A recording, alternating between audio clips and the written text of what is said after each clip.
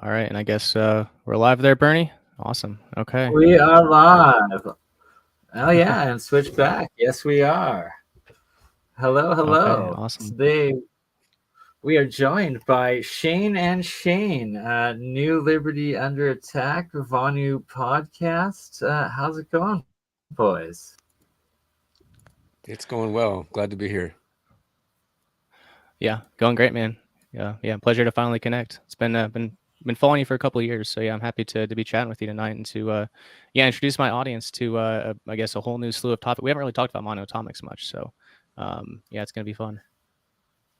Absolutely, and yeah, that's kind of my claim to fame, I guess, is working with this stuff and trying it out. And this one right here is monoatomic bismuth zinc combination that you can see going to the left there and starting to condense at the bottom right. And it's at the beginning of this electrolysis process that you'll always get the pure white unoxidized monoatomics forming off of the decay of the anode side. And yeah, it's been a fascinating journey. The potential, I guess, is limitless. It seems like it's the building blocks of the universe and material, and what nowadays is classified as metamaterials and nanotechnology and superconductive material.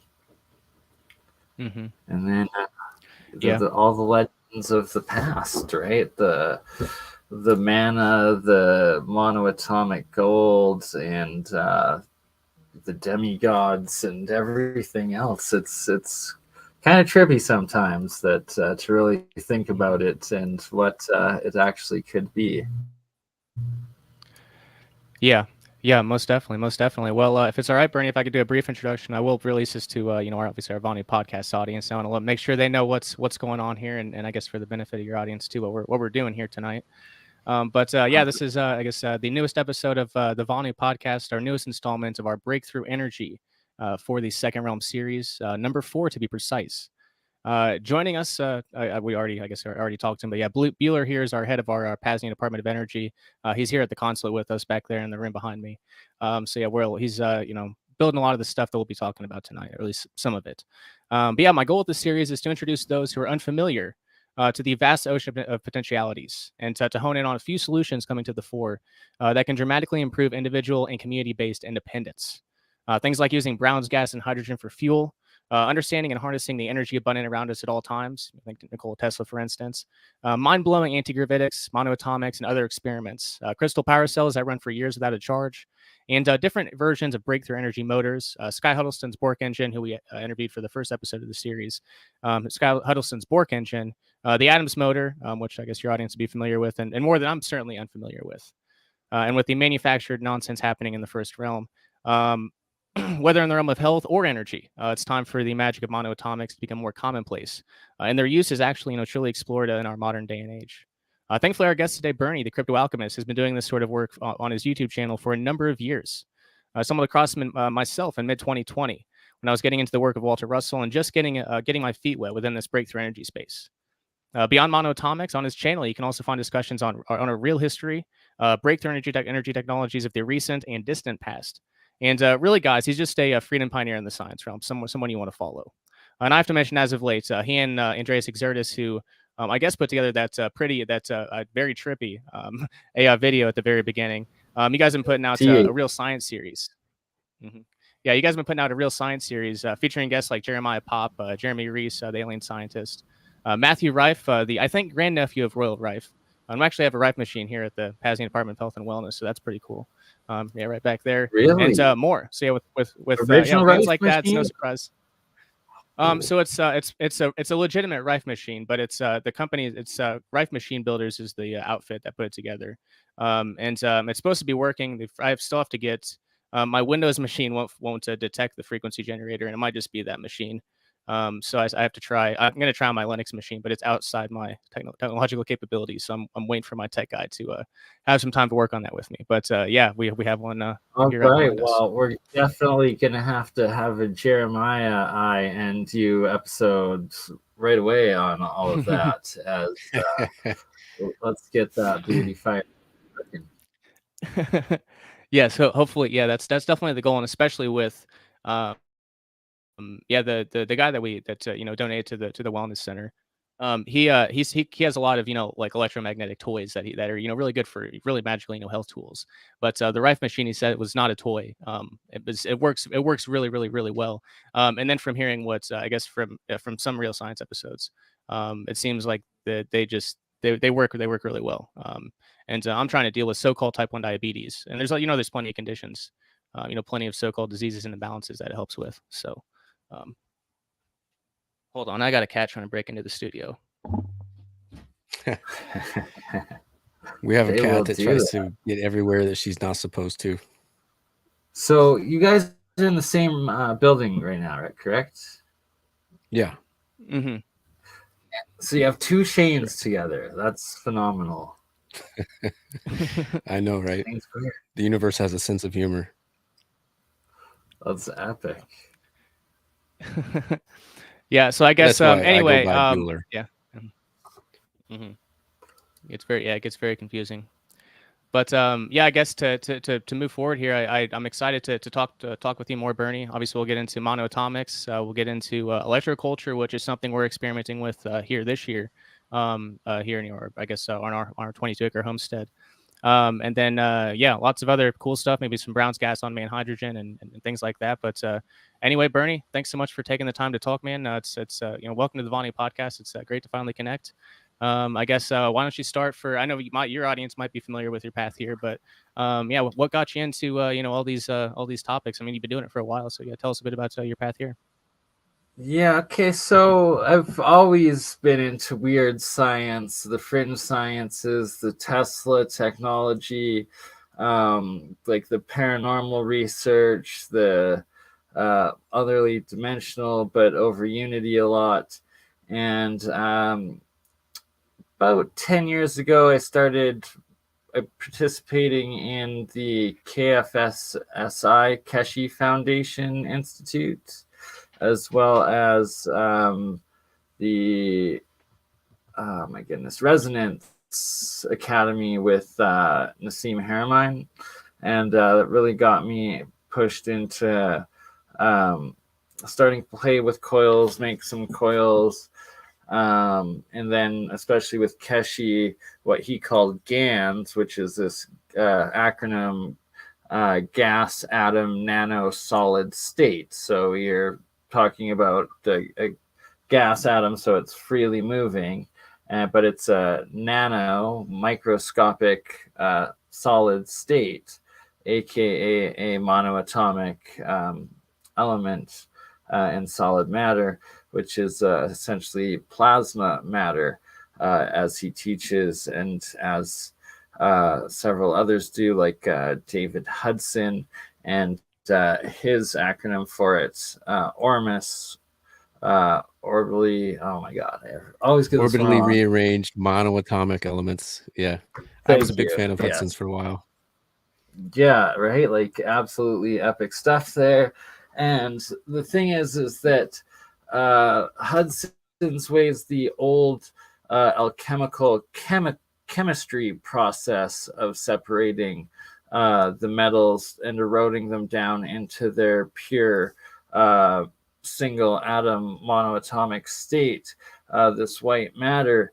And that when I started making it with Keshe's teachings of the GANs plasma, essentially the same breakdown and level of understanding as David Hudson's. And then I started reading Sir Isaac Newton's recently publicly released and translated for the first time ever Alchemy writings, and started noticing that a lot of the results of my electrolysis and this Armus GANs stuff was perfectly matching Sir Isaac Newton's 7 states of alchemical metals, and that I was really onto something here.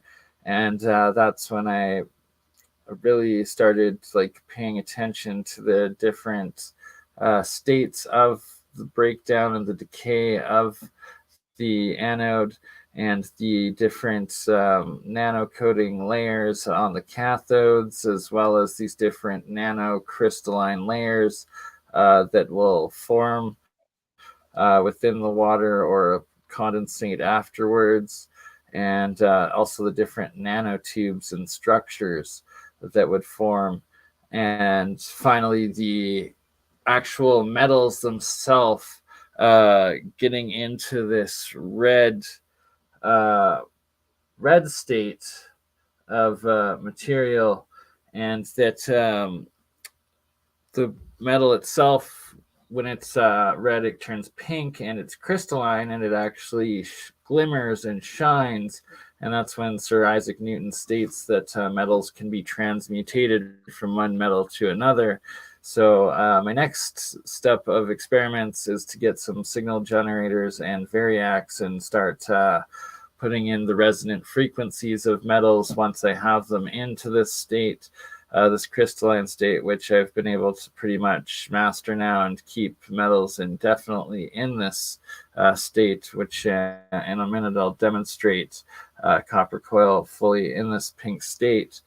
And yeah, it's been quite the journey. I've been drinking the colloidal water of the MonoAtomics, so that is, the monoatomic is only ever the white material. If you get to this blue color, it's oxidized and it's instantly poisonous.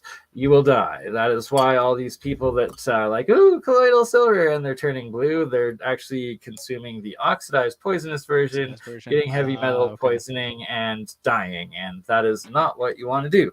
It has to be the pure white single monoatomic atom state that you can see in being formed right here, and that it's when you first plug it in and have it in the state, this is when you'd actually, and might as well do a live demonstration of harvesting it right now. Why not? Let's go for it. Let me just transfer the microphone.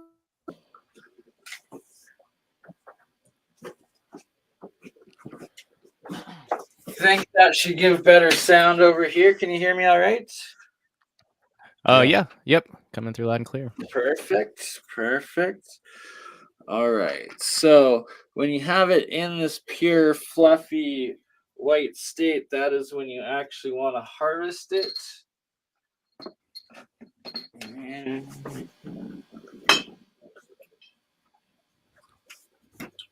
what you then do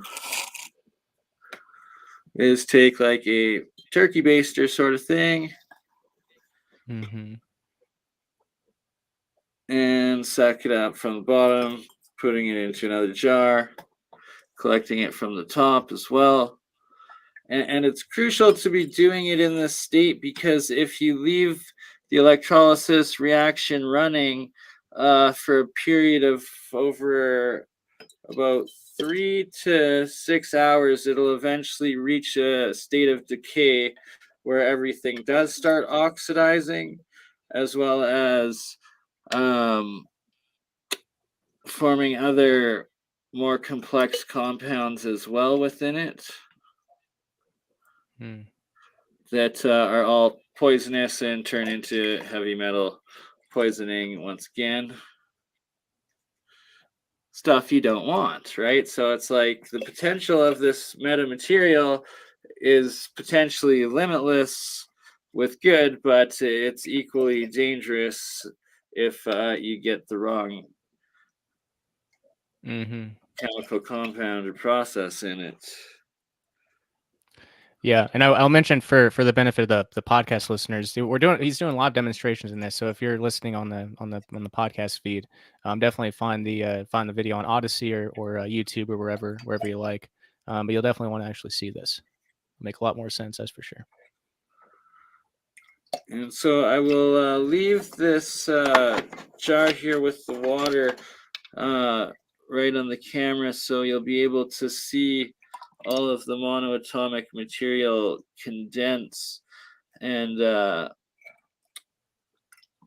settle, at which point it then will look something like this at the bottom. Oh, it settles down there. And that is what is rinsed and used. And we will move this guy out of the way. Actually,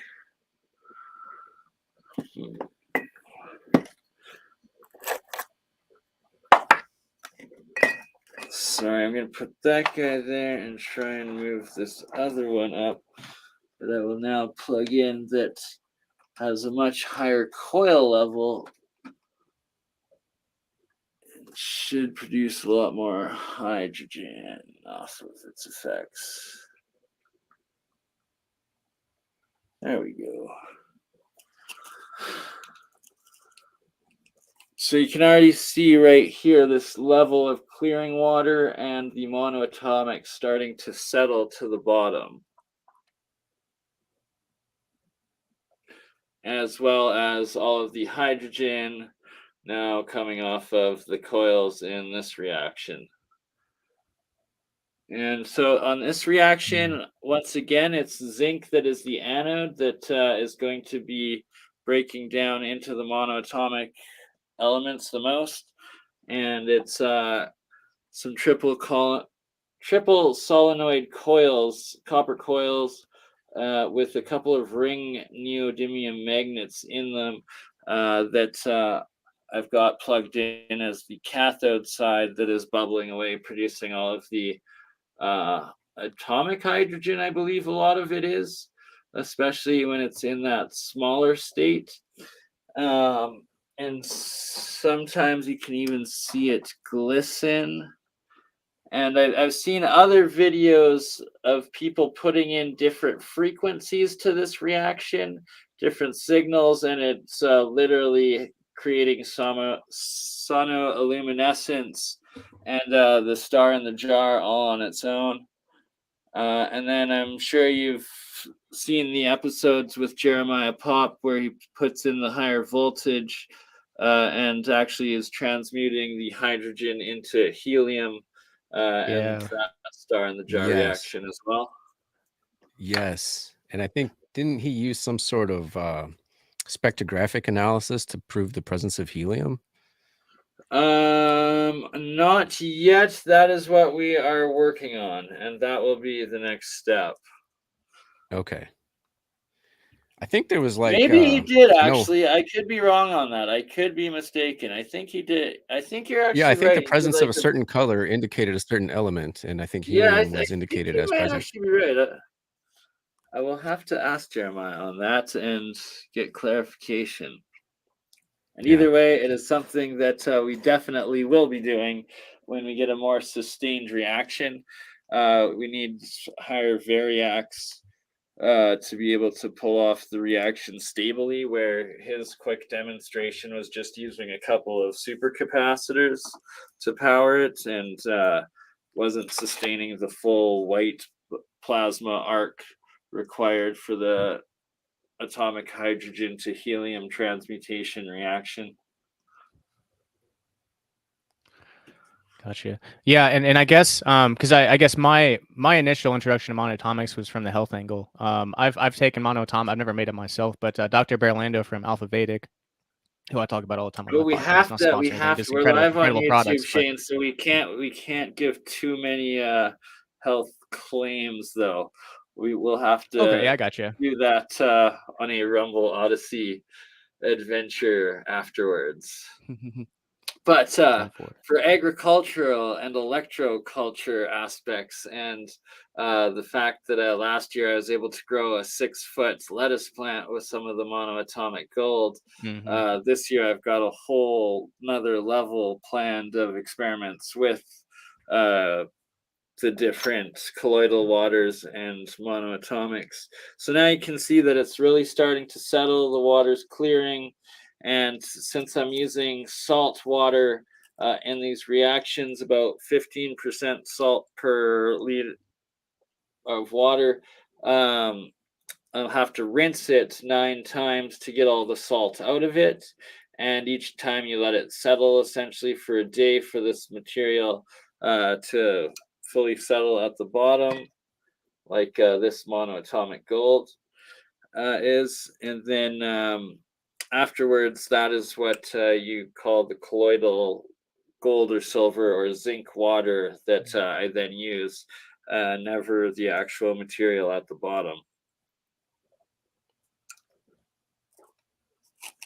Interesting. So there's an anode and a cathode, and then basically whatever metal. And then I think I've heard you mention. I guess you've tried different types of waters and stuff with these reactions. Is there any difference between like if you use salt water or distilled water or anything like that? So yeah, what for variations? official experiments, I do use distilled water, and for anyone doing official scientific experiments, of course, use distilled water first and foremost the first time that you try a process. But I've noticed over time that's a very, very little difference whatsoever from my normal tap water compared to distilled when making these monoatomics. That said, I'm up in Canada, close to the Rocky Mountains, where there's fresh, very clean, fresh drinking water. If you're somewhere where you've got like a polluted water base or something, then definitely you want to be using distilled water or something else, like spring water or whatnot. Let's see here, and yeah, now you can start seeing the monoatomics also forming off of the zinc anode here and collecting up top, and that it's always the anode that breaks down into these monoatomic matter here.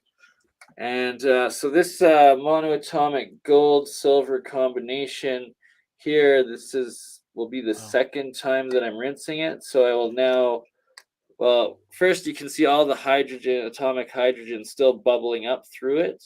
And this is the second time it's been rinsed and settled now. So I'm going to empty the water out of it right now, and then you'll be able to see how it also fluffs up and the process of rinsing this material.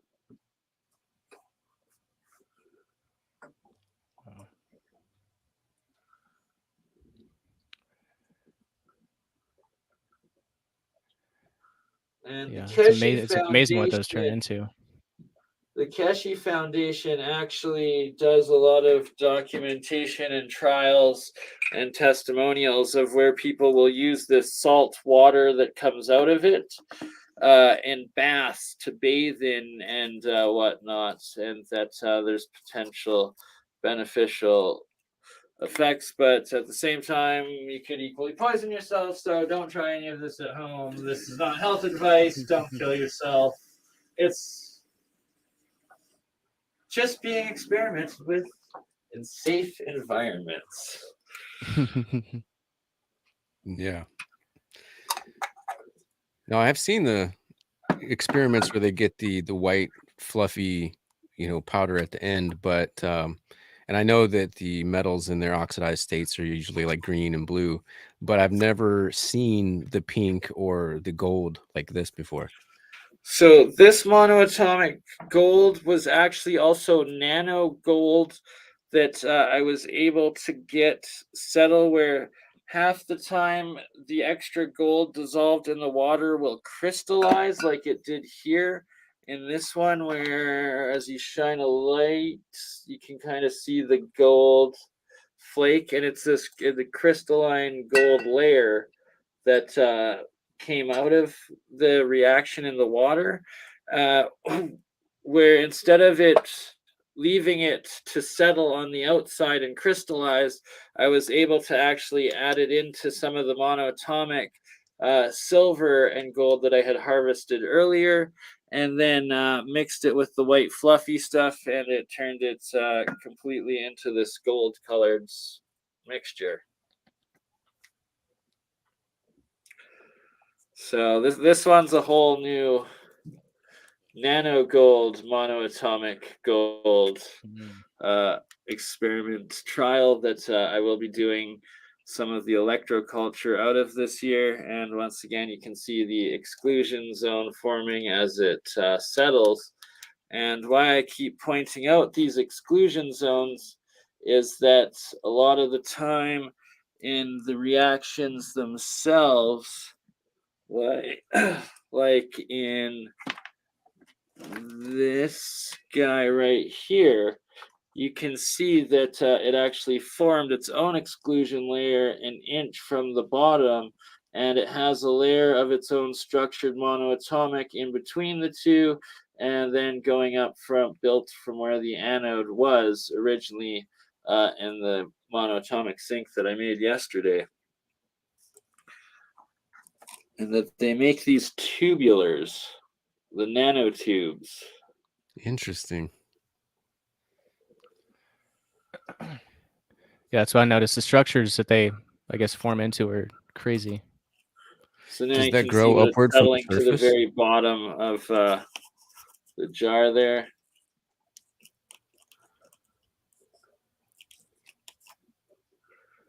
As is the gold starting to settle.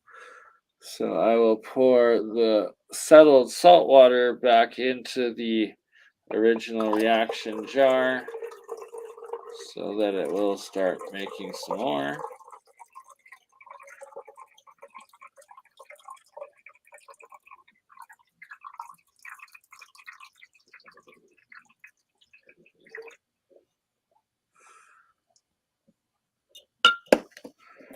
And thus saving the salt water and reusing it instead of just rinsing and washing it away.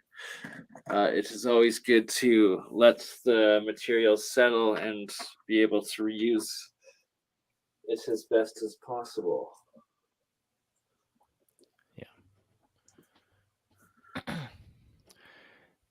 Amazing. So obviously the electrolysis, we're familiar with Brown's gas and hydrogen. So like there's obviously the electrolysis process in there. And obviously one of the prospects for that is energy. Obviously with various factors, but are there any energy potentialities with I guess monoatomics in the sense that you're working with them that you're investigating per se? Yeah, so I really do want to get into further research and development. I've started with producing the hydrogen and the gases, ways of starting to collect it, and that we really are trying to get access to a mass spectrometer to be able to start seeing what exactly we're working with as far as the transmutations and stuff. Because yeah, like Brown's gas, it's like, is it HHO mist? Is it H4? Is it like HHO plasma? Is it atomic hydrogen? There's so many questions with it that need to From be what I know, resolved and tried, and that each one is a potential meta material and game changer all on its own. So it's just a right. matter of trying to figure out what's what. I've also got a couple of misters, like the oil mister thingies, whatever they're called, the essential oil thing. But whatever, they turn that water into that HHO mist. The electrolyzers, I guess it's called, isn't it? I don't know. Yeah, possibly. The But from what I little understand, water after mist talking to George Wiseman, Brown's gas contains at least 6 different gases, which would be monoatomic hydrogen, diatomic H2, and then monoatomic oxygen, and then diatomic O2, and then there's 2 forms of water, which is regular vapor and the water plasma. So I'm showing right here, this was a 10 gram 24 karat gold bar that was eroded down that turned into the gold that was used in this monoatomic solution. So when I'm claiming it's monoatomic gold, I'm literally eroding physical gold. When I'm claiming it's monoatomic silver, I'm physically eroding pure 99 silver. You know, like I'm using using the real metals for the real Using good coins. materials, right? Like the pure copper for it too, right? So it's like I have ounce for ounce consistent materials that I'm using in these reactions, and the materials that I'm calling each of them, and that I've been able to get all of those metals that I've just shown: gold, silver, copper, as well as the zinc, the bismuth, nickel, aluminum, iron, and a few more, all into this pure white monoatomic state that is formed at the beginning of these reactions, and that you can again now see more forming there. And that Isaac Newton states all metals can be broken down into their most basic molecular matter, this white powder, he states, and that all these other ancient alchemists speak of this edible, consumable white powdered edible gold that was from the ancients, and that was like a lost magic super healing material, and that I believe the Philosopher's Stone could be a form of this monoatomic gold, or monoatomic gold silver combination, or something along that lines. From my research, it seems to be that way, especially as they use a lot of depictions calling the Philosopher's Stone are two snakes going into a pond, one with the head of a sun and one with the head of a moon. And the moon is silver and the sun is gold, of course, and the serpents would be your positive, negative anode current going in and out of that reaction, and it encoding how to make this monoatomic material.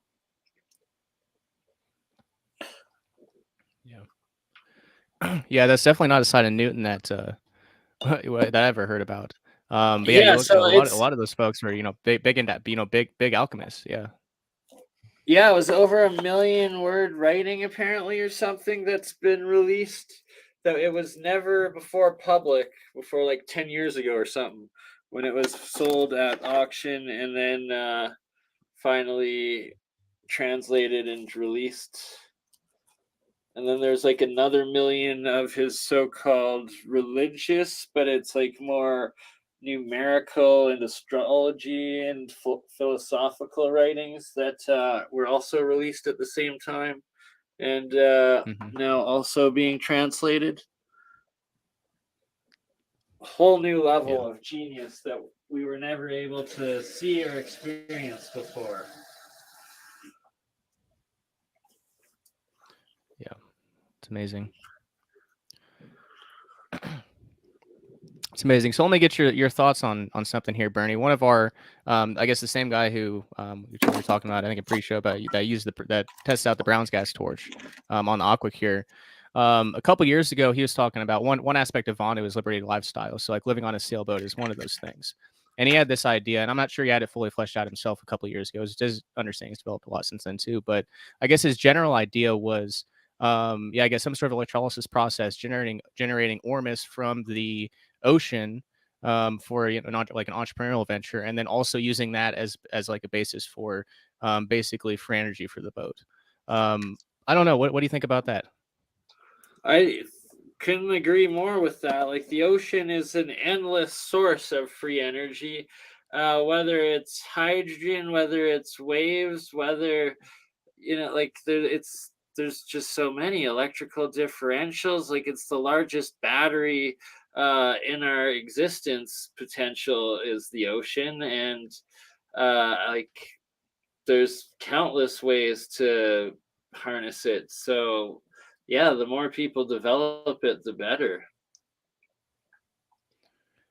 Yeah, definitely, and this brings to mind something else. I guess another potential I thought of with, and I think you guys talked about it in your last, but it's been something that's been on my mind because we have this antenna out here that it's 50-foot antenna, maybe it's 50 feet. I'm not good with estimating numbers, but It's this tall ass antenna, and like I'm pretty sure like you could do like you could have like a obviously just like in the ocean. I don't remember what the ocean thermal some sort of ocean thermal energy system where you basically utilize the differential in temperatures in the ocean.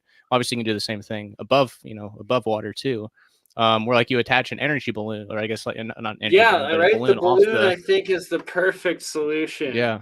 One going down below into the ocean and one going up into the air. Like, Combine them, yeah. that's some serious differential potential, like it needs to be explored. And I think that in the past they might have used that sort of energy technology.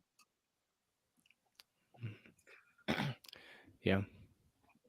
Yeah, most definitely, most definitely. So, I guess in terms of the monoatomics, or I guess, yeah, in terms So of the I'm just monoatomics, was there gonna move anything else you back wanted to and show us? switch cameras here Mhm. and microphones for 1 sec. Sure. Yeah, yeah.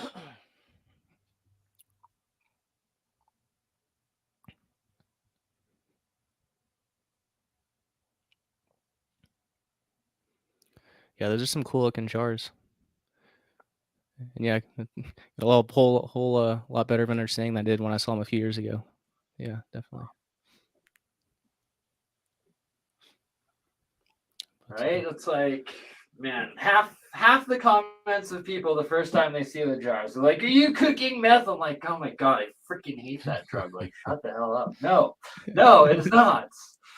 And then it's like my ex-girlfriend from when I first got into this stuff, like, save her soul, poor girl, was just like, "He's lost his mind. He's staring into buckets of rust for like 2 years. What the hell is going on?" There's some pretty cool stuff that happens, and some of it is what Jared Polak, I believe his name is, out of Washington State University or something, the fourth state of water, and what he calls exclusion zones, or the easy zones. And I notice them all the time in the different layers of monoatomics and the different states of transmutational metals. And in these pictures, you can see the yellow, the reds, the blue, the greens, and those are each one of Sir Isaac Newton's transmutational states of metal. And they call red the mercury state, blue oxidized state, obviously, the yellow the sulfuric state.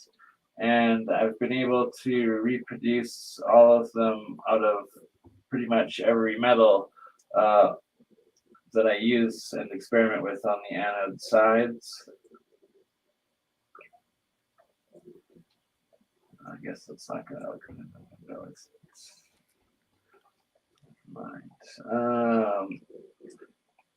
and the pink crystalline state, this one here. See how fluffy it is? That was just a copper screw, and it puffed out into this red material and the pink crystalline material. And that reminds me that I will also share a live demo of that in a second here. But Jeremy Reese recently just did an episode on red material, or red meta material, and that it's this hydroxide that forms with these metals and is able to superconduct. They were needing massive pressure for it, and I believe that I have probably a cheaper, better way with these metals when I'm keeping them in these red states, just with a little bit of current or submersed in the monoatomic materials themselves at no pressure and no temperature. Let's see if I can find a better picture. Sadly, no camera does it justice to like see them actually sparkle in this pink red state. So you've gotten it to stay stable in the pink state? Yeah. Here, I guess I can show. that right now. So that's essentially what you're seeing right here in that jar. It's in that pink fluffy state.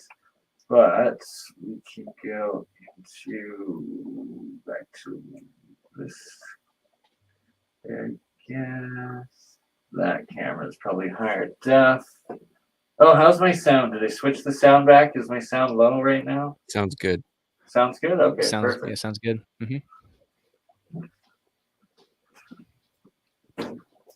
So when one of these electrolysis alchemy jar reactions are sealed but kept in like a oxidized active state, that's when the metal itself,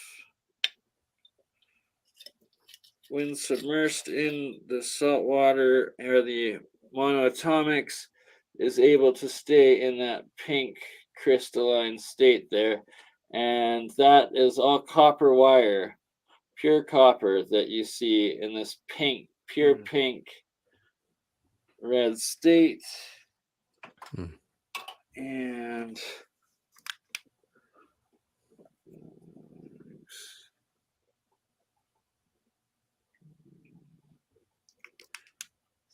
sorry, it doesn't capture the glimmer like it should. But it's that when you get metals extremely hot, you get them into that red colored glowing. This pink crystal is, well, as Isaac Newton states, the seventh state of transmutational metal and when they can be transmutated. So I just find the parallels of it absolutely fascinating. Yeah, it definitely matches up. And then I'll leave it out here to see, to demonstrate for a few minutes. Right on the tip, if it focuses, it might actually show the crystal. It never captures it on camera like with the human eye, but you'll start seeing that it actually is going to oxidize and turn green and then a blue shell around the metal. And then it'll go back from this pink crystal state into the hard, normal copper metal state with a blue oxidized outer shell that has eroded down, but that the inner metal itself goes back into this normal copper solid state. It's interesting.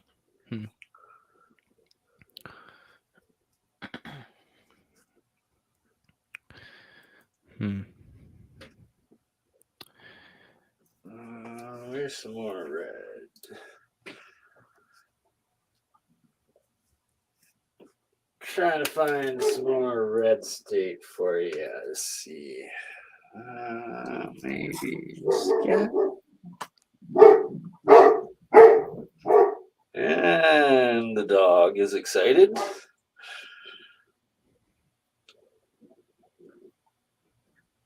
So in this jar, what's fascinating is that it's even got a seal at the top that has formed where it's like crystallized nano layer above or at the water line that I moved this jar like 4 or 5 times over 5-6 years since I first made it, and you can see like how the bubbles cracked where they're green now, and it broke, and then it's reformed and recrystallized each time, keeping itself active in it. There's some more red state copper coils.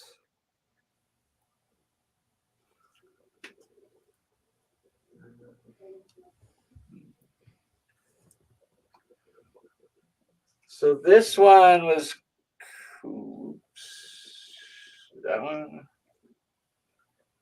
that guy there is two triple solenoid copper coils that have two insulated copper wires connecting the tips of each of them to each other.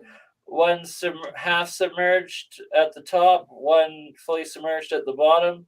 The power differential created electrolysis in it where it was bubbling sealed solid for 6 months before it stopped.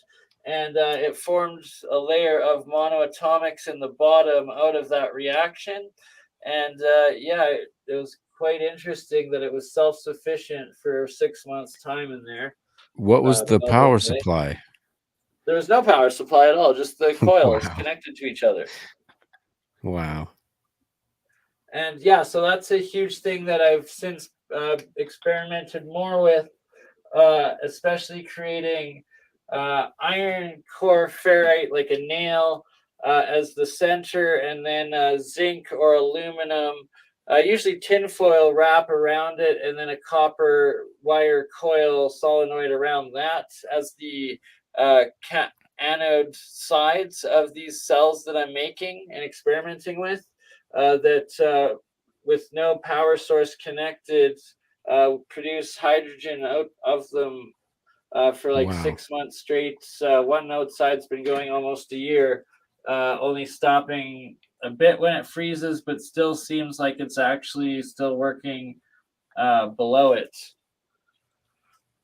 or below the ice level.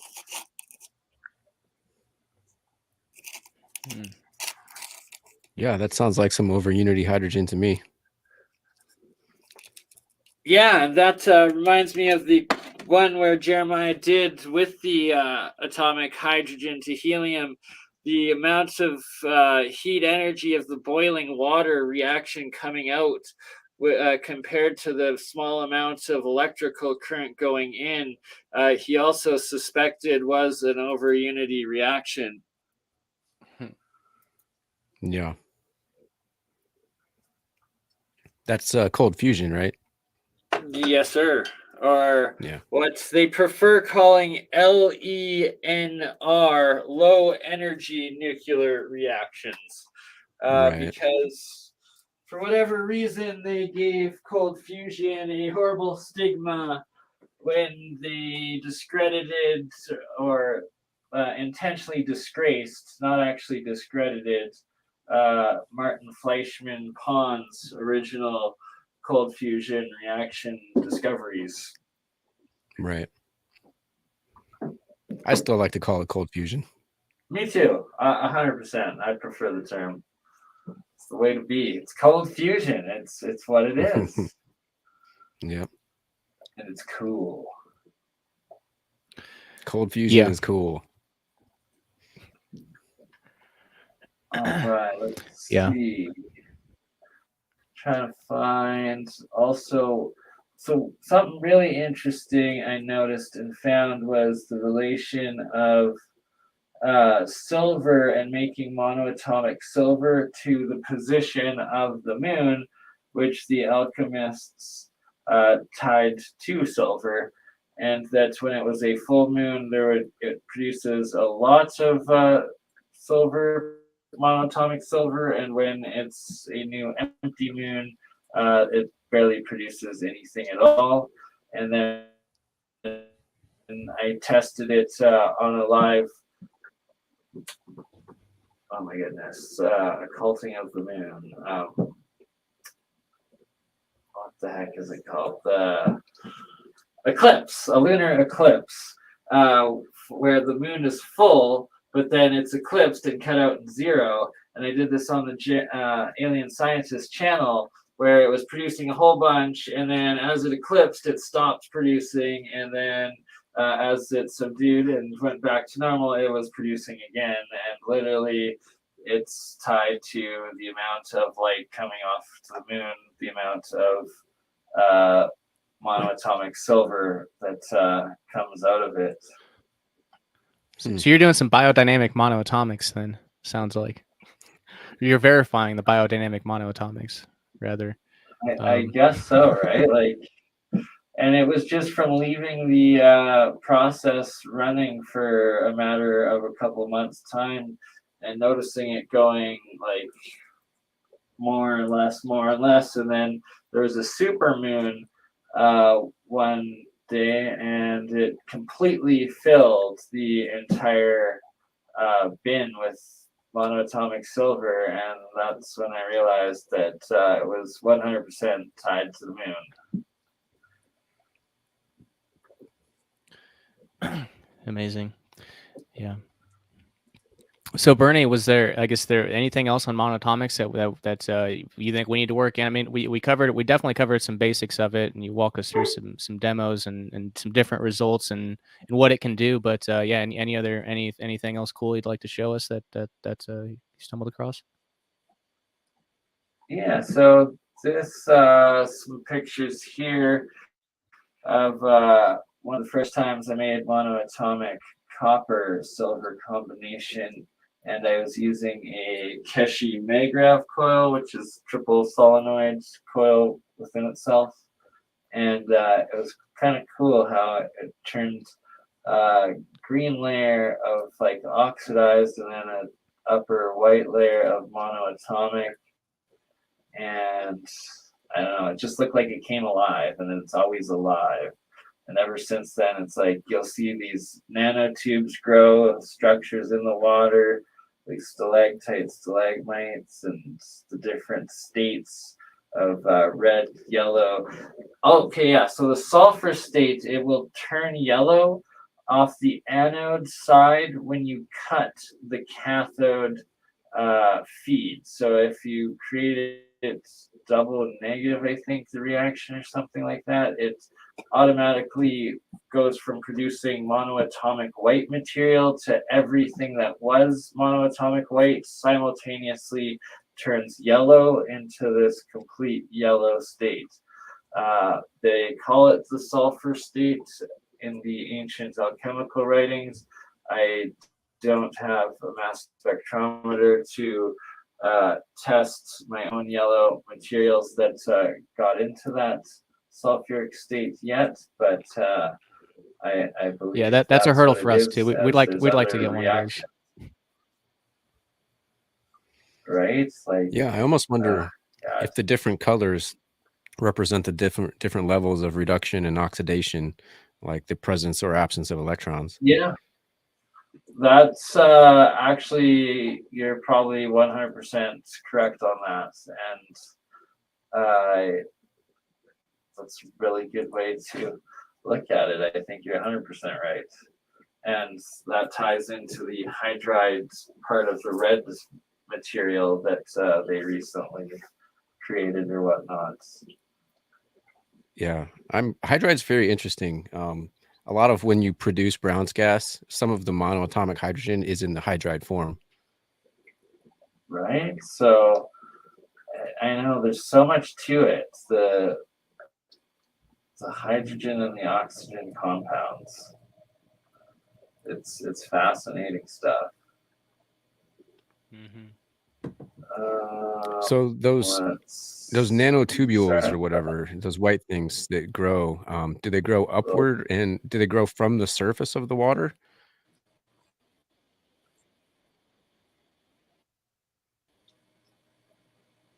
Yeah, they grow both upward and downward, and it's also out of the oxidized materials, the hydroxidized. Like they pretty much every structure or material compound state of transmutational metals, they call it. It's whether it's the blue oxidized or like the black carbon or red macular, yellow sulfuric. All seem to have the same sort of reaction.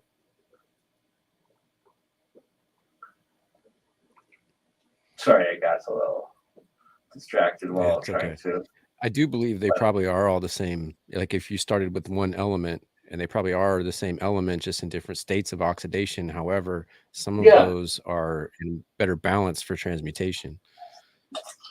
100%, because it's like I've been able to use copper on copper of nothing else, and it turns like I've got them in blue, in red, in yellow, like all 7 of the colors combined produced just off of that reaction with where it's just copper and copper, nothing else has changed, and the distilled water.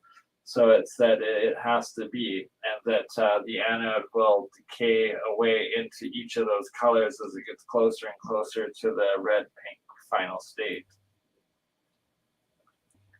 Yeah, that makes sense. Trying to see if I can get a little demo video to play, but don't think it wants to work.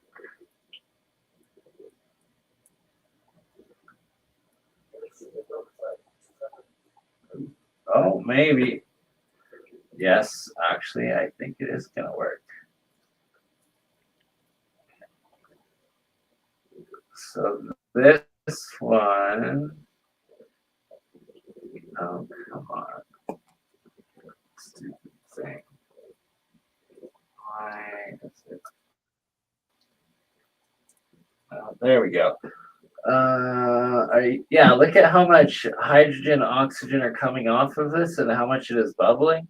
And there's no power going into this reaction at all right now. It's been disconnected. You're not putting any current into that. There's no current into that at all. I've Wow. gotten the metals into this red state where they're just that reactive and that it's decaying. And then also the black nano-coated state.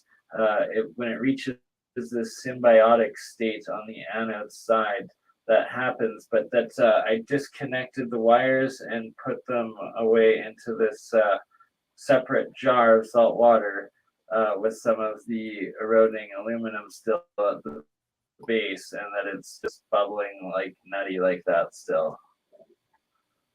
Wow. And it goes on like Did you this start for, with like, distilled probably water, 6 or was hours. there like an electrolyte? Salt. There's a salt in it. Salt. Salt water. Okay. Yeah.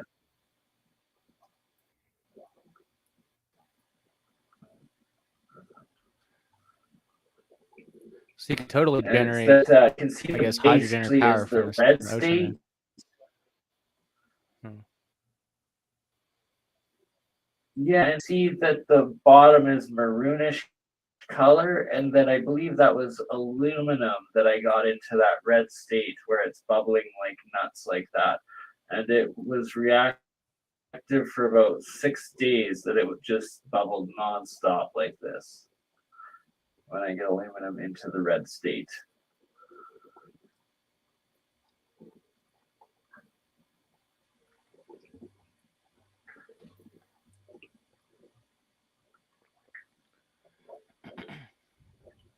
Weird one there. Let's see. I think there was another one though of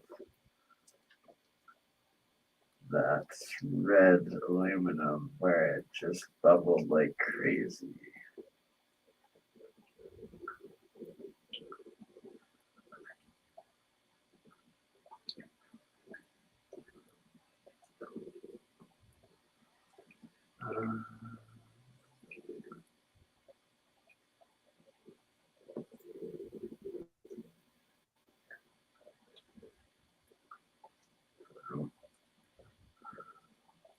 Sorry. Yeah. This one's just cool as it shows like the galaxy shaped sort of spirals with torus fields that form. You see the different exclusion zone layers of this monoatomic silver bismuth combination here.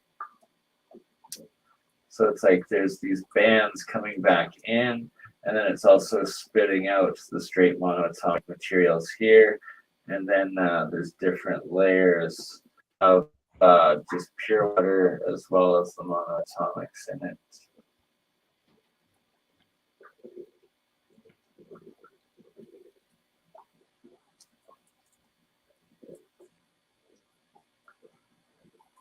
Interesting. Yeah, you can see the bands in there. I think you got a better one over here, yeah.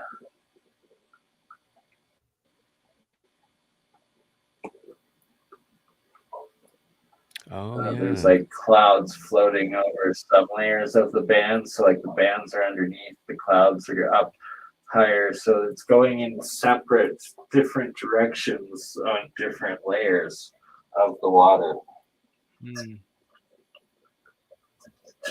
And then also the lid here, how it goes back to the very center. Very, very strange. And then it's found this magnetic center in the very center of it all. Some wild stuff happening in that container, that's for sure. Right? Like it's its own little galaxy. It's kind of, I just love watching this video. Want to recreate this one again for sure. It's pretty epic. And bismuth, the monoatomic bismuth, was always rumored to have anti-gravitic properties. So, yeah, it's there's so much more work and research and real science that needs to go into these metamaterials and get it actually tested and developed and utilized, because I've seen patents for these limitless batteries called liquid metal batteries, and then you look at the patent that's, oh, through electrolysis they make this monoatomic goo. That's exactly it. So okay, let's do something with this stuff. It's Yeah. You read my mind. So that's essentially when they're talking about, and I guess wasn't familiar with the term metamaterials, but that's what they're talking about. Is essentially just they're whether you want to call it transmutation or electrolysis via via monoatomics or whatever. Like this is what they're doing for these metamaterials then. absolutely. Wow. And now you can see more of that monoatomic zinc forming there in the middle reaction, as well as go move the camera here a little bit better to see, or yeah, here you can see that all of the monoatomic material off the first rinse usually floats. So on the left-hand jar here, you can see that the top inch there is that full layer of monoatomic material, and then the exclusion zone is the rest of the jar. And why is that? It seems like there's these different buoyancies and electromagnetic fields within all of these materials that defy our modern understanding of gravity / buoyancy / how matter interacts and moves and states and self-organizes, as well as a big part of it. Yeah.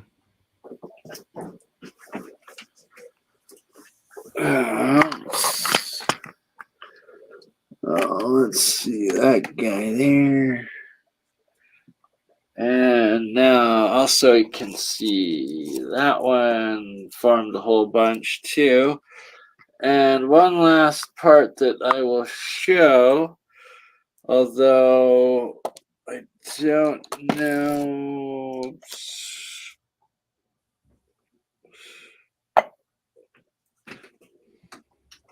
if my blood is still alive. Maybe. Sorry, I harvested a little blood a few days ago for this demo,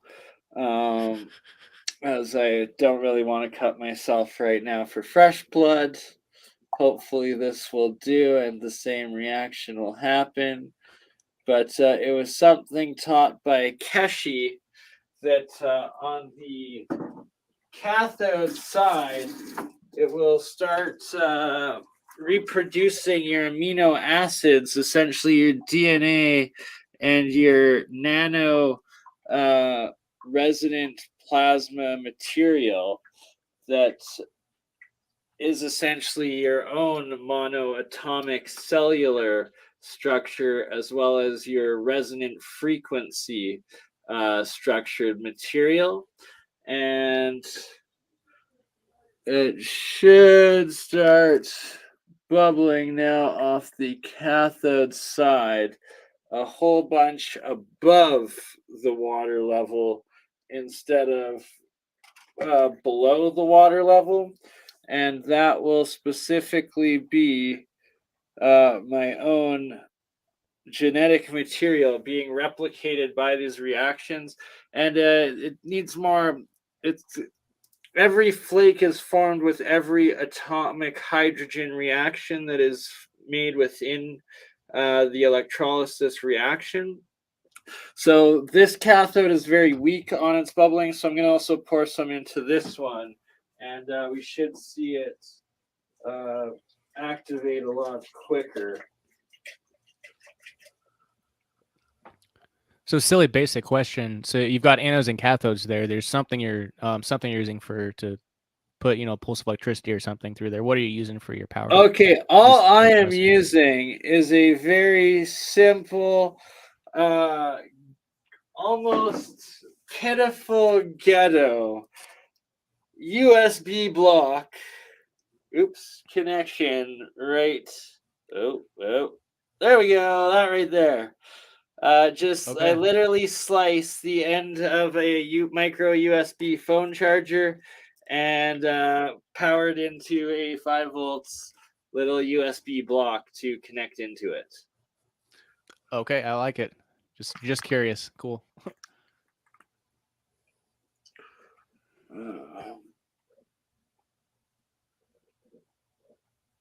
Let's see if we can get that.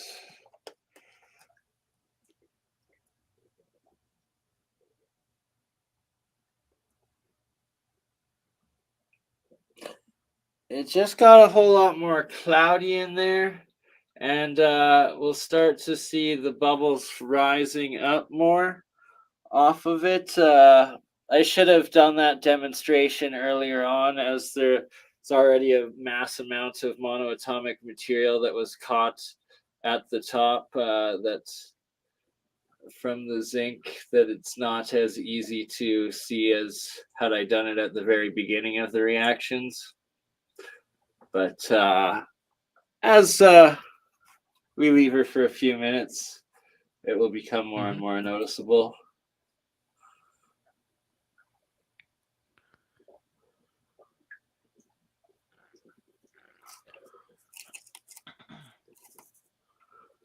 So one thing that Keshi had also taught with his Magrav coils is that you nano coat them, which is breaking down the outer covalent bonds of your solid material into a single remaining bond of, like, copper, for instance, on the copper coil. And then it's then able to interact with the monoatomic plasma state materials all the more. So then when you coat these coils, these nano-coated coils in the monoatomics, as well as with your RNA or mRNA amino acid material that is formed off the cathode side, and then pulse energy through the coils, the field that it's creating is going to be on that same bioelectrical energy field as your own cellular structures that were coated and covered in it with the monoatomic elements.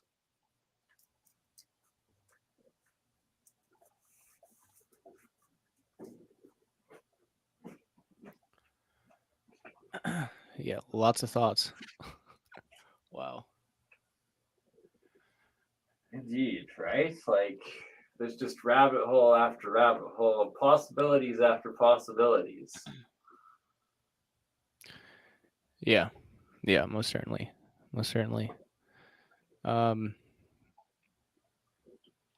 Yeah, I don't know. I guess we still got to talk about electroculture too, because I know you're big into that, and we're about to start our first experiment with that. So I want to make sure we talk about that some, and also just touch on crystal power cells. Because as I mentioned in the intro, even if we're not talking about like taking a homestead off grid, or a big application like that. Even small applications for homesteads, like powering a water pump or like a de-icer for a ruminant water thing, like because I don't want to have extension cords running around the property. That's ridiculous. And like the crystal power cells provide a lot of opportunities. So anyway, I guess I don't want to cut off the MonoAtomics stuff. This is amazing. But was there anything else we wanted to cover in that realm before we move forward? Absolutely. So let me load maybe a little video of the crystal power cells that we recorded with the Hutchinsons here, and from there I will go out into my outside lab and show what I'm working on with that. Amazing. Yeah, sounds great. Yeah, we've been interested in ways of, I'm especially generating Brown's gas either more efficiently or with almost, I guess, no current is possible as well. But yeah, I was curious whether a crystal battery, potentially the same size as, say, like a 12-volt battery, could have like a greater capacity and probably be used as like a power source for an industrial type Brown's gas generator. Right, quite possibly, and I don't see why not. Like that is essentially part of the goal of what I have in mind with it. Where my first step is going to be like powering like LED lights, like your Christmas lights, solar lights, stuff like that with these batteries. And then the first gens with them, and then the second and third generation with wiring them in series and advancing them each way as we can in our working groups to power as much individual appliances and like pieces of useful equipment as possible, right? That every single one you then build and connect to something should essentially keep running green free energy for you and keeping that light or that pump active and working for you forever at no cost. Yeah, it's crazy. Yeah, it's a crazy possibility. It really is, and it's one of our top priorities and projects that we are working on in our group here with the Real Science Group, the Year of the Coil group as well, and essentially also the APEC community, all in one together that's come together and formed with what we're doing. It's pretty awesome, pretty epic. Our next episode with them here will be in a couple of weeks. And let's see, did it work? Just loading the video on Twitter so we don't have any ads when I play it. I absolutely love that Elon has created a hack that screws over Google that blocks their own ads. It's pretty funny. It's like you watch YouTube videos through YouTube, you have to watch ads. You watch videos Twitter, no ads. So here's Nancy and John explaining the crystal battery a little bit. That's curious.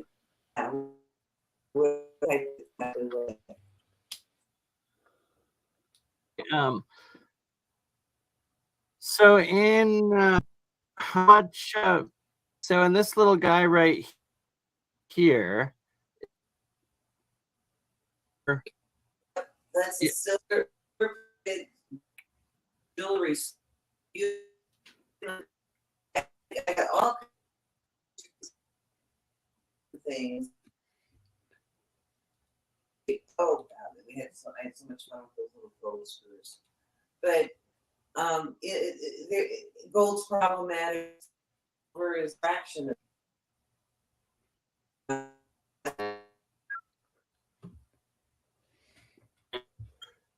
Just getting it to work and building them. It's copper and aluminum is a good place to start for the average person. Right.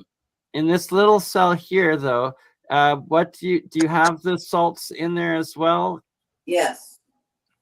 And That's a piece of aluminum, and I've got a piece of black electrical tape over there just holding it together. nice. I just a folded over piece of aluminum, and inside of the screw is the compound. It's And the average compound you're using is Rochelle salts with cream, the tartar. Rochelle salts is cream of Oh, tartar. it is cream tartar, and then some sugar and calcium carbonate, or is the calcium carbonate the Rochelle salt?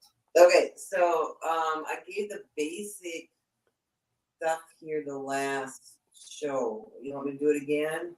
Yes, please, just for a refresher for the new people in here and myself as well, as I wrote it down, but I need to actually go out and buy these things. I'm sorry.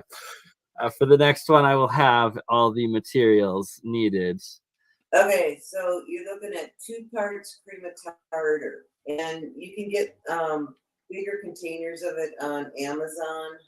I got like a bag of it for $20, a cream of tartar, and so it's like a 2-pound bag or something. So 2 parts, you know. So get Hopefully your everybody can remember the cream of tartar, right? Which is also Rochelle salt.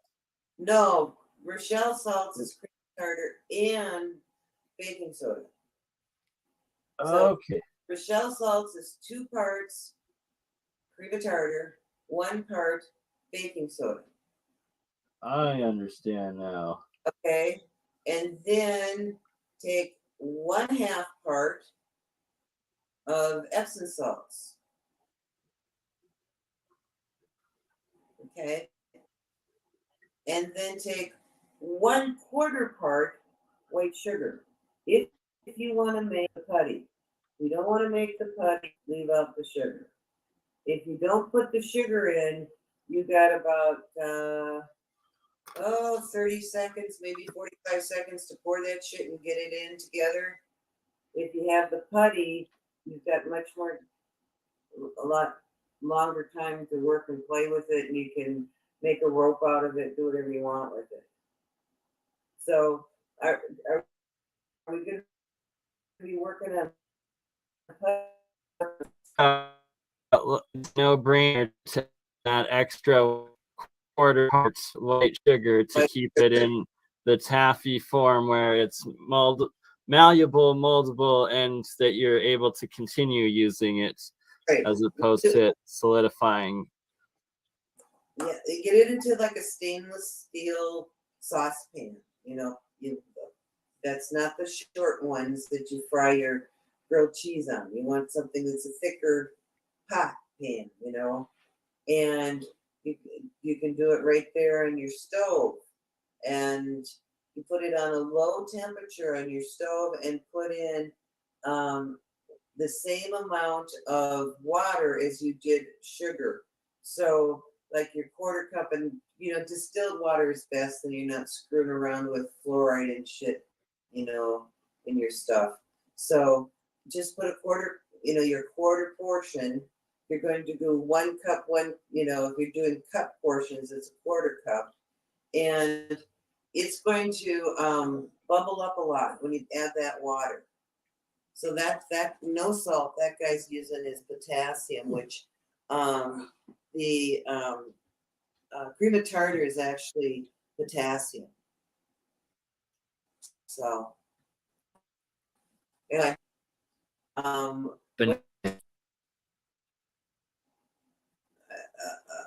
so that's somebody else's stuff that they're doing.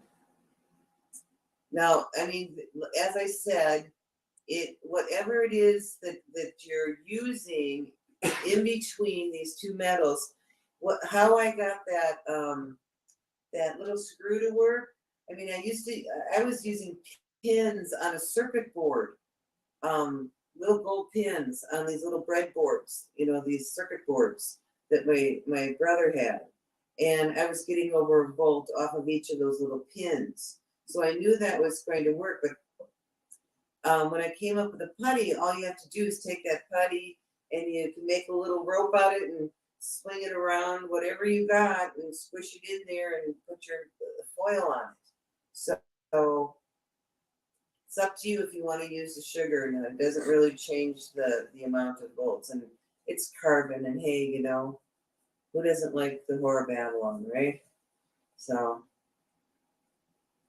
anyway, I don't know what we're watching here. Somebody else's. Oh yeah, this is the laser saber video that I've got on right now. That his videos of making it.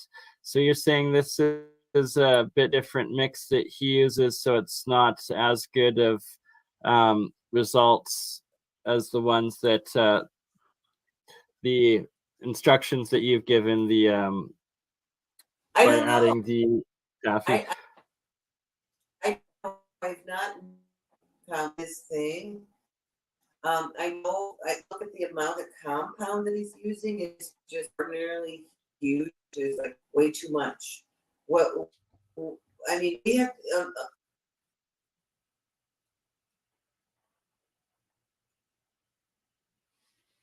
All right. Sorry, stopped there. Just I'm gonna be outside here in 2 seconds and can show from there. Sure. All right, so now we're gonna get a live demo of the or something outdoor. So we'll see. Definitely. That's a pretty cool jacket he's got too.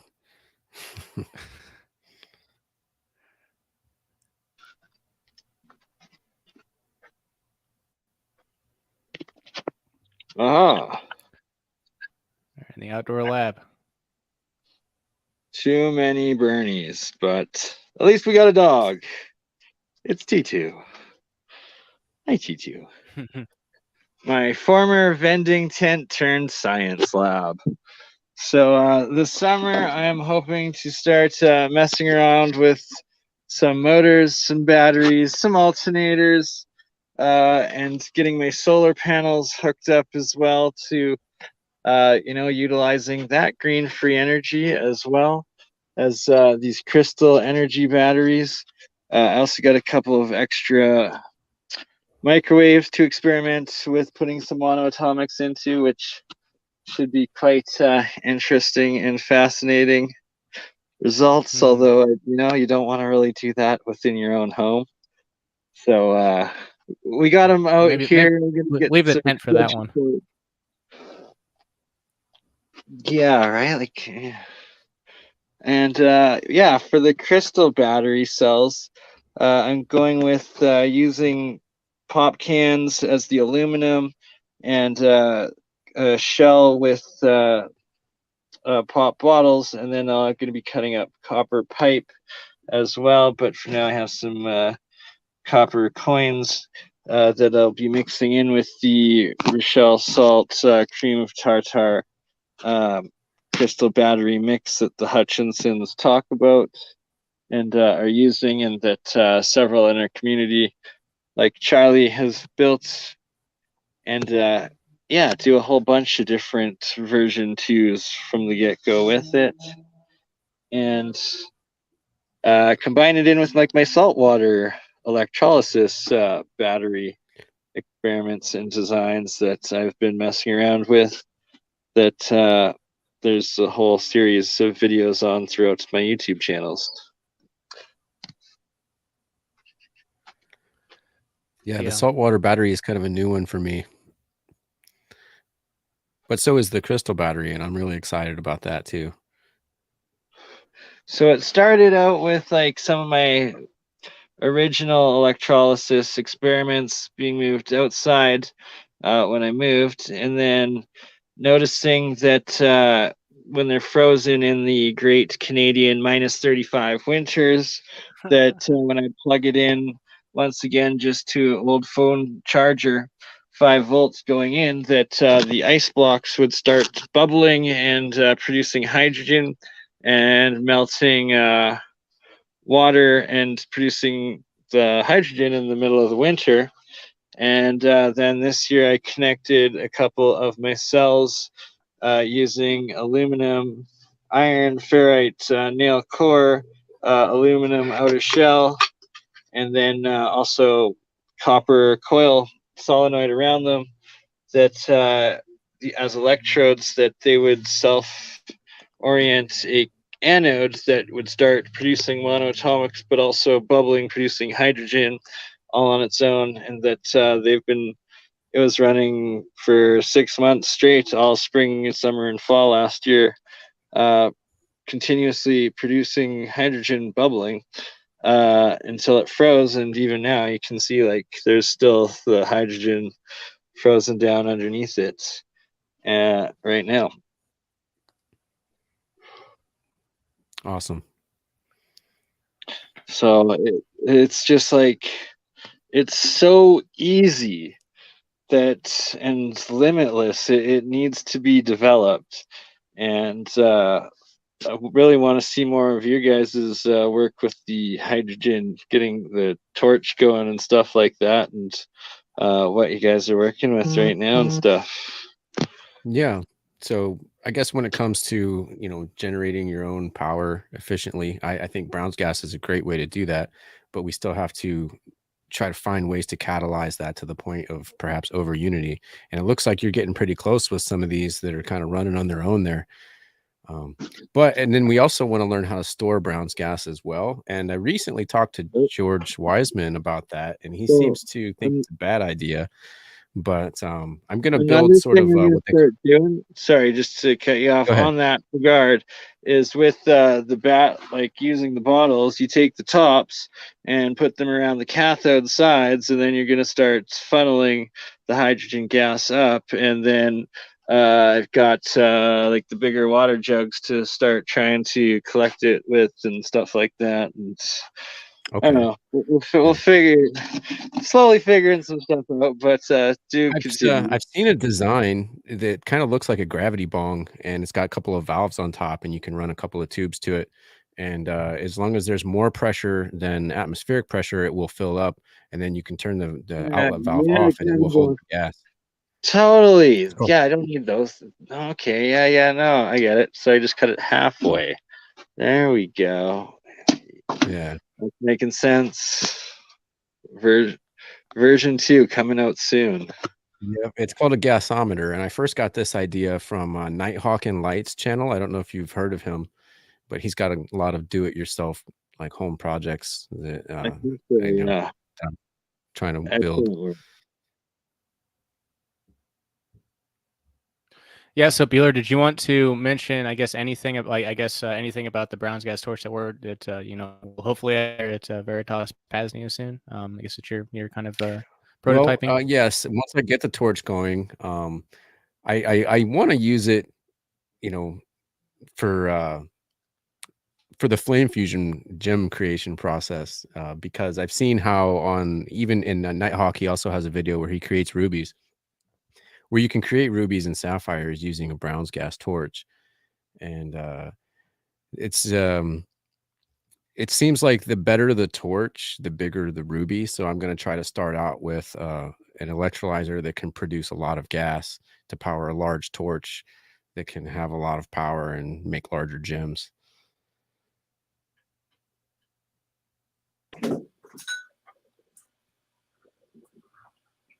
Yeah, I'm glad you bring up the ruby part and stuff. Like Keshi's talked about that a lot, and I've seen others do it too with this electrolysis process. And really, I need to get a couple of signal generators and variacs to further the experiments, take it to the whole next level of real cold fusion and transmutations.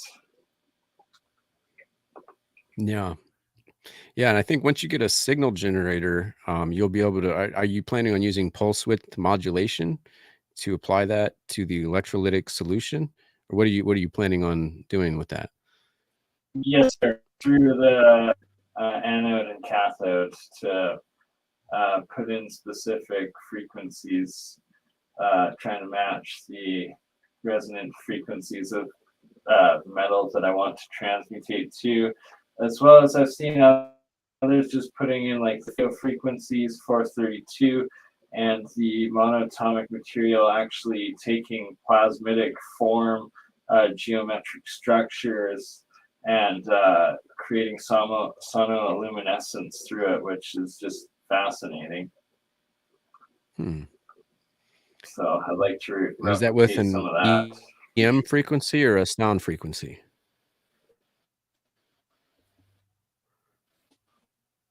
I see it done through both actually.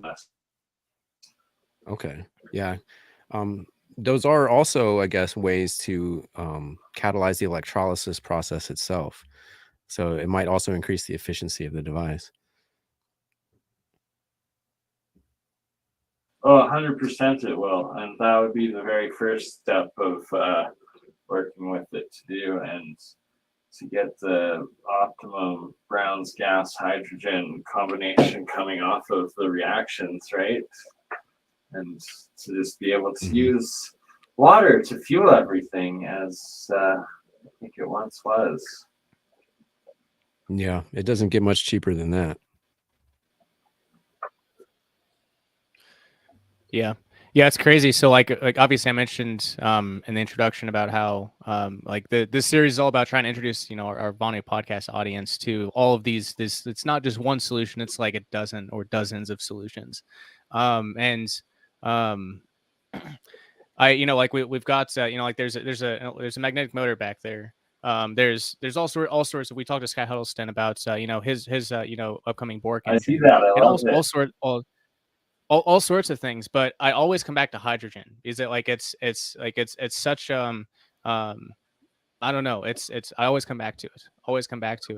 And talking to Matt, we talked to Matt Presti from who's I guess a student of, you know, the Walter Russell Science Cosmology, and he explained it perfectly. And I guess he explained it perfectly in that like with the AquaCure machine, once it runs, it builds up this sludge, and this sludge, it's not actually decomposing the you know, the electrodes. It's creating like all of the elements that are within, you know, the electrode, stainless steel and etc. It's creating those out of, you know, essentially thin air.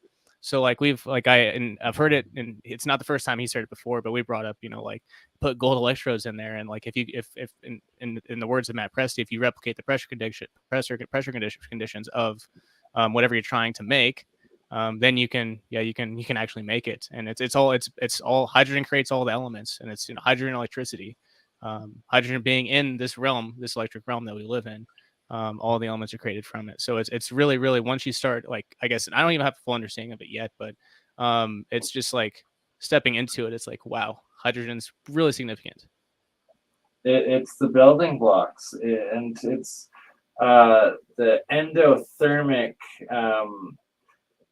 opposite implosive side of energy and the universe and the structure that is so key to this hydrogen aspect of it. So here's a picture of that same device I was showing that's frozen outside there. You can see all the bubbling coming off the top left corner there.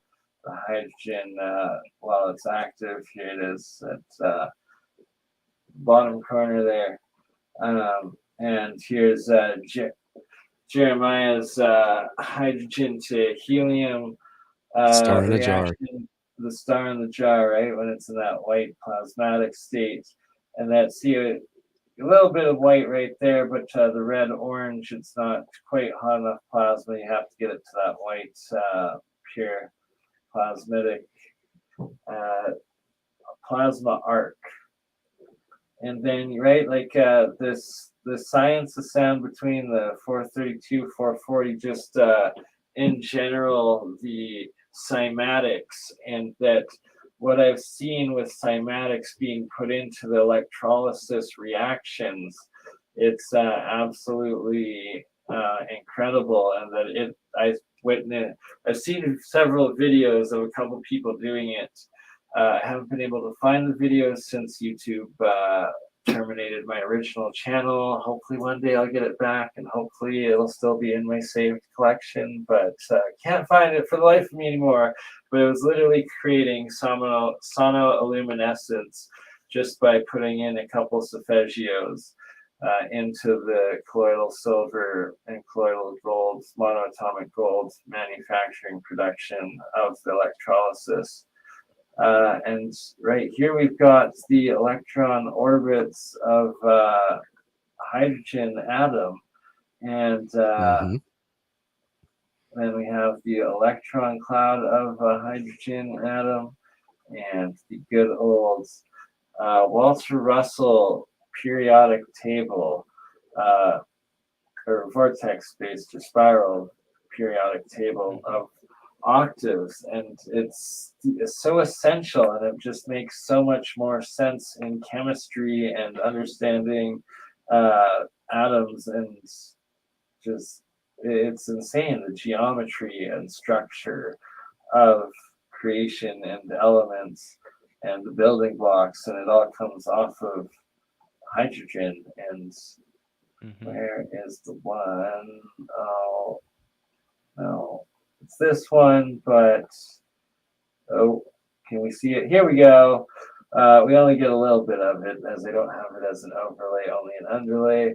The hydrogen atom electron field of energy, and it's crazy, the dimensional proportions of the geometry of the energy of hydrogen, and how it's where light and sound turn into matter, I guess, right? Because it's like you're taking the photon into it's everything. All right, so I got a little sidetracked. Yeah, the Alright. atoms and electrons, they can take on different shapes. The different layers of electrons can take on different orbital shapes depending on a lot of different factors. But one element like gold can have a lot of different shapes. Yeah, like purple gold that we've created, and that it seems to turn into quite frequently off this monoatomic material, and Jeremiah and esoteric golds through the chemical process have also created this purple gold, and while it's still in the metallic state, it's just so crazy, the potential of these metal materials and what they really are, and what the ancients understood about it and used them for. Right. Interesting Yeah, how the stuff most floats at the definitely. top of the one jar, even though it's like metallic elements. Yeah, right? Like, look at them right there. Boom. Actually, let's take a look back at that. Now you can see that there's like a separate layer of bubbles forming there on the top, like about a centimeter or an inch, or maybe a couple of inches between the rest. It's like the foam, it's now the foamy amino acids that are being created. Try and get a better look at it.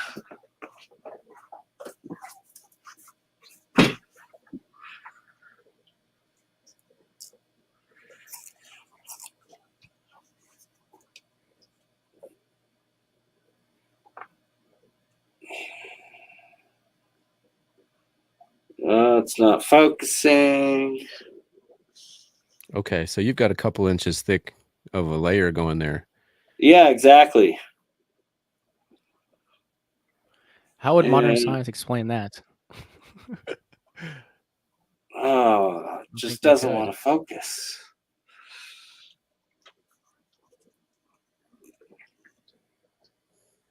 Yeah, that one's about an inch.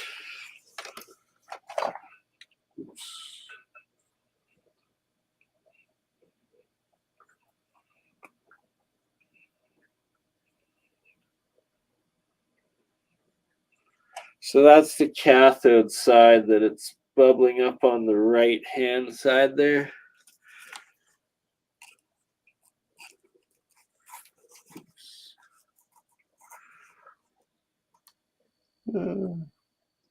Hasn't really oxidized too much, strangely. No, some parts of it look pretty clean.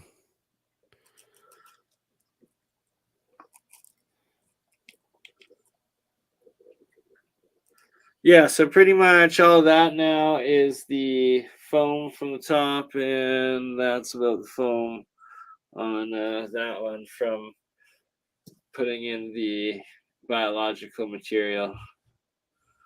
And then the monoatomics are in this area, and then this area is the exclusion zone that always forms at the very base. And you can see also an exclusion zone on this one right there too at the bottom a bit.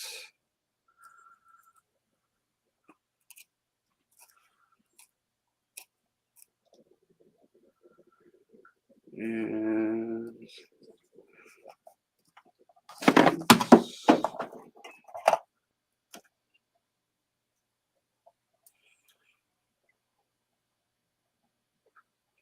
like this one's producing a fair amount of hydrogen consistently.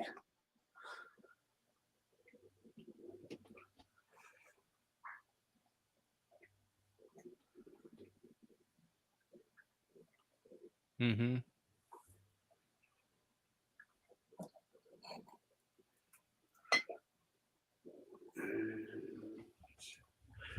And there's the one that material we had harvested earlier.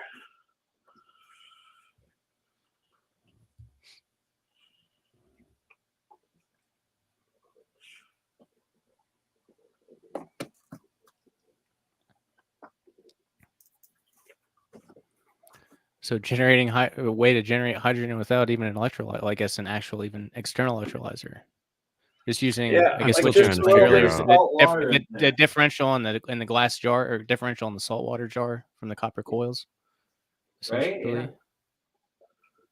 Yeah. Just that little differential is enough to, wow.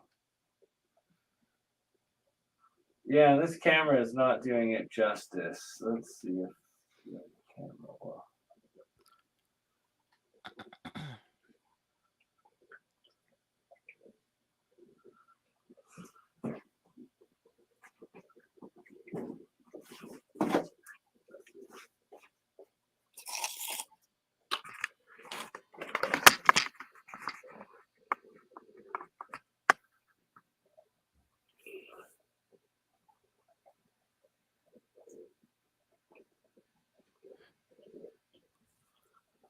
Yeah, you can see stuff moving around in there.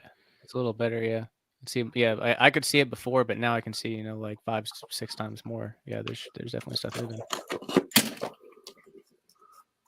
Nope, that's worse. Oh, losing That looks Bert. pretty Oh, good. lost Bert. Ernie's still up. Oscar's down.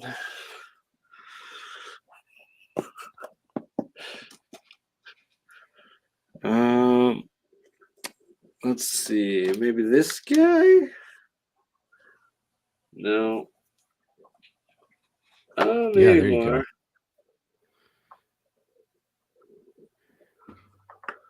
Yeah, there's definitely something happening in there.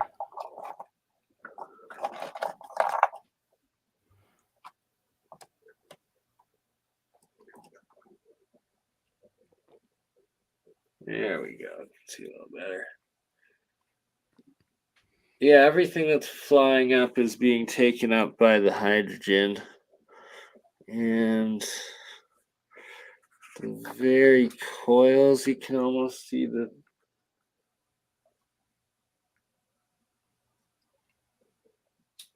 constant movement up. There you go. Yeah, now it's showing it. There's both big bubbles that appear and shoot up, and then there's a constant stream of the tiny little atomic hydrogens also coming up off of it.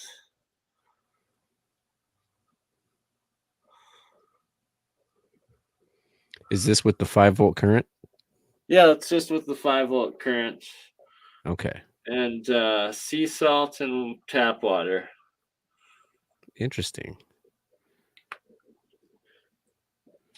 Like, can you guys hear like the bubbling and the popping at all from the amount of gas coming off of it, or not really? I've got my audio down to avoid feedback through the mic. So no, Yeah. not really.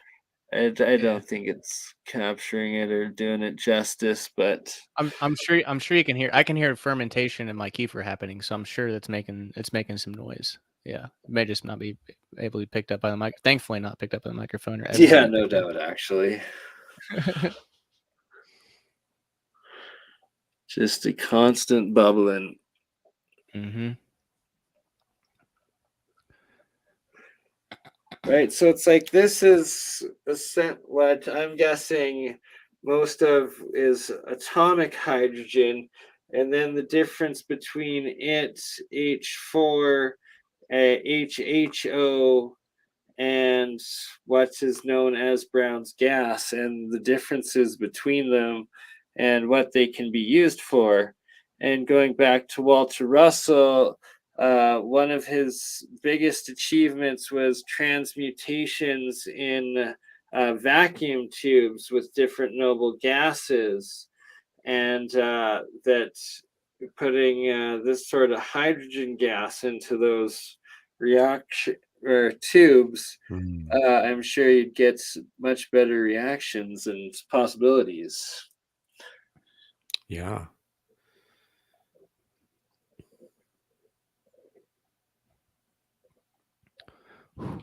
Yeah.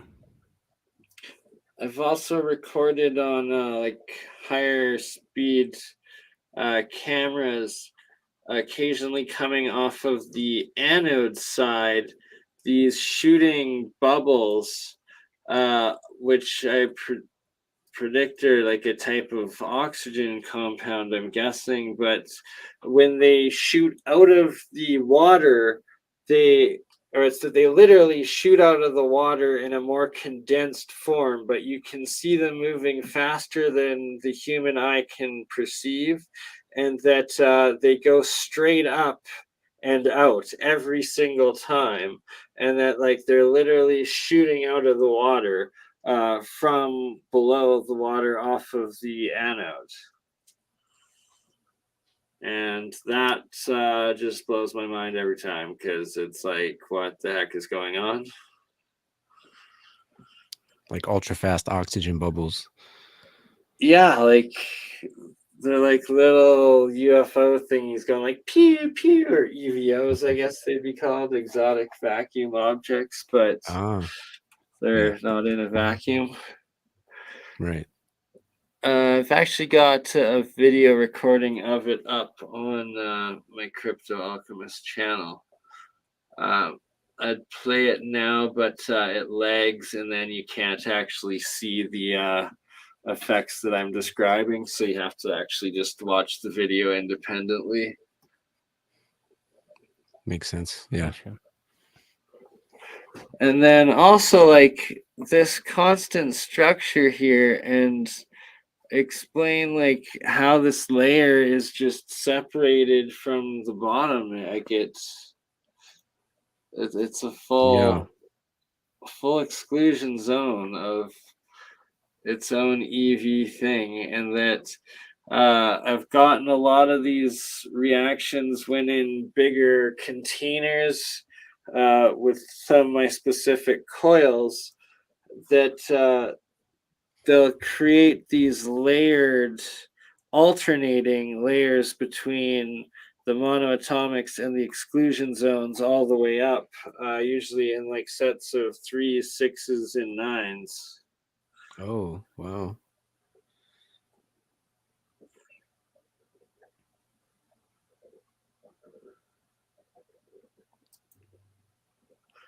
And yeah, another connection I want to try to do is eventually with these little coil guy units to create something that will power an LED light within like that size of like container sort of thing, I guess, of the coils. Connected with the zinc and aluminum, of course.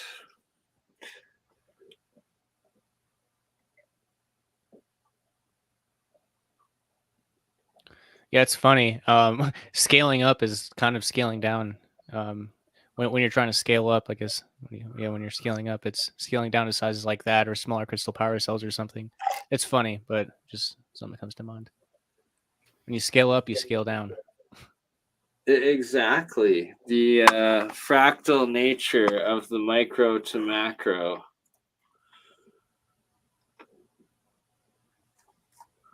Yeah, boggles the mind, like a lot of the stuff that I've heard tonight and from Sky Huddleston and George Wiseman and folks like that. It's just, yeah, it's takes some. I'll have to. I'll re-listen and rewatch this.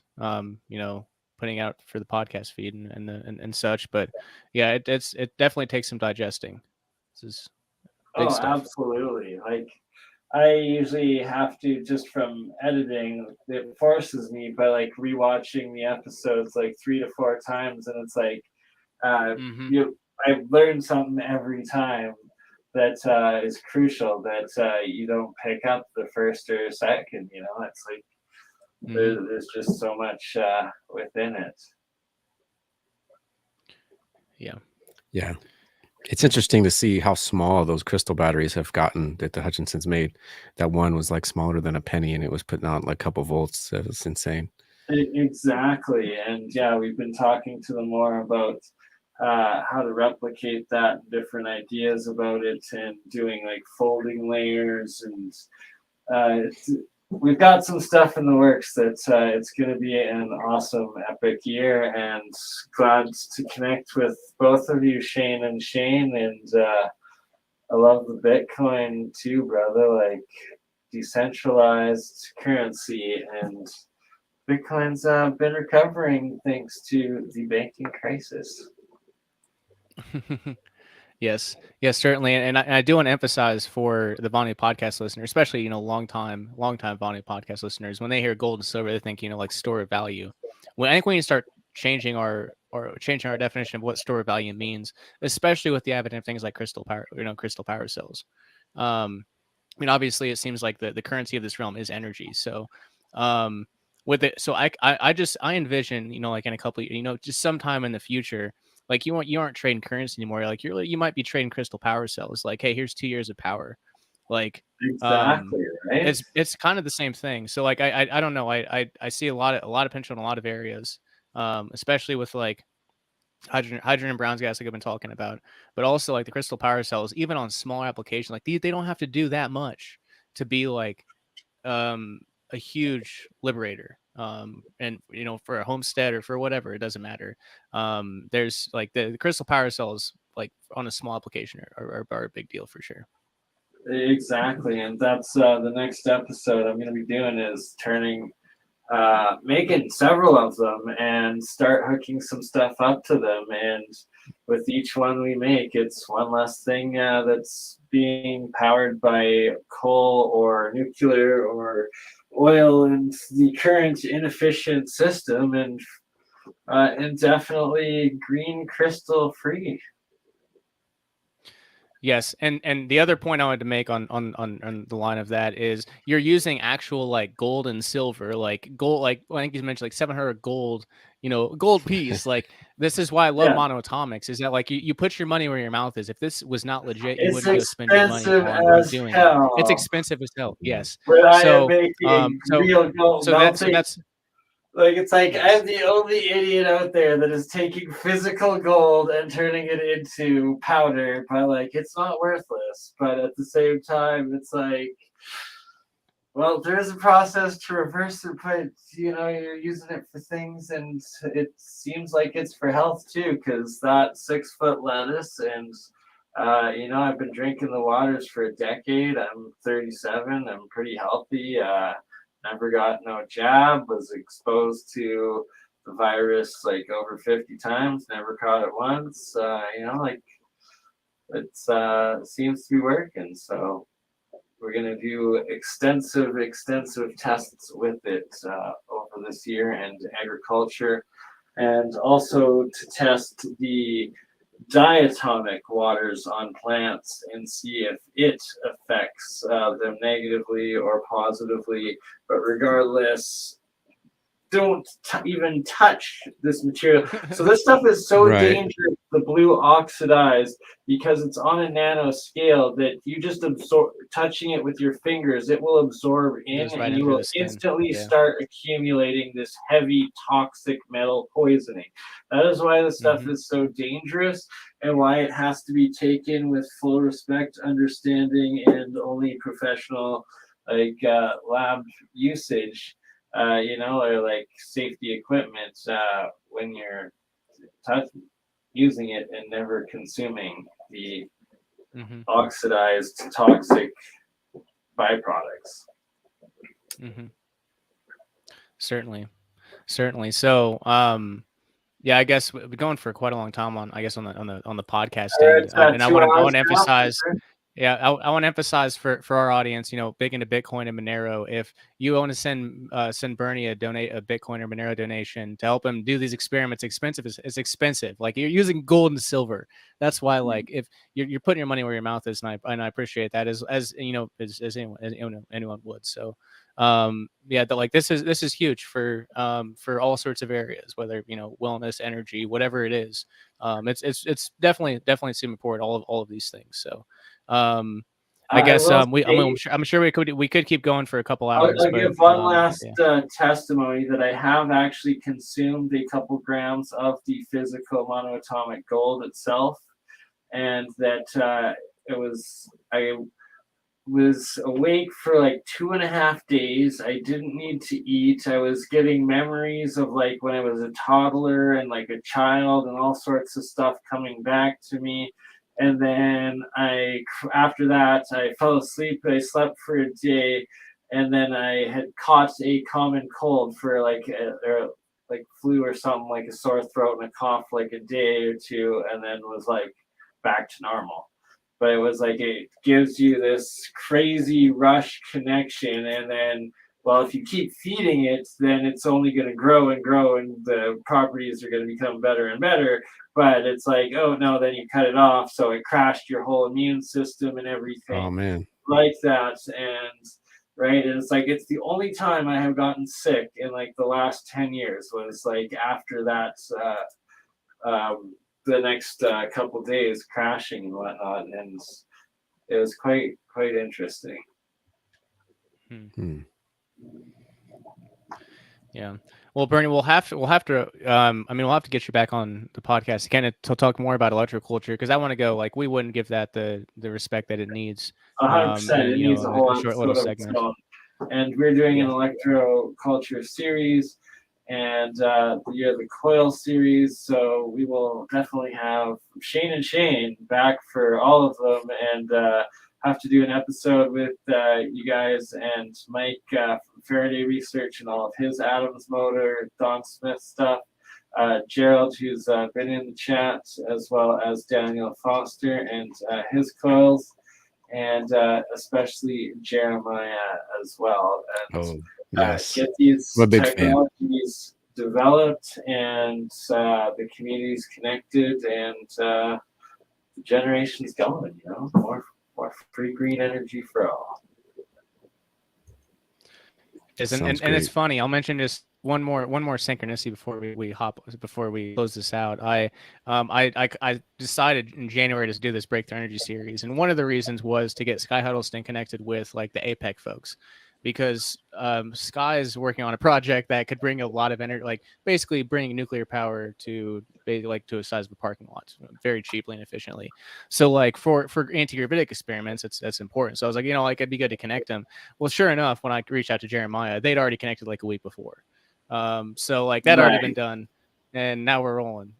So I don't know. It's good. There's so much happening. Like, as I know you're well aware of. But I'm saying there's so many connections. And to bring in another one, Dutch Sense. I came across him in 2014, and I started my first radio show in 2015 on the Freedom Phalanx Radio Network. Dutch Sense was a host on there back in those days. So like I've been following him, and I never expected him to pop up in this area, but there he is. So it's like everything's coming full circle. It seems like I don't know. It's really, at least my perspective. I couldn't agree more. And shout out to Dutch Sense. We're going to be doing another one soon. And like absolutely epic genius. Can't wait to connect him, Jeremiah, and Jeremy Reese together.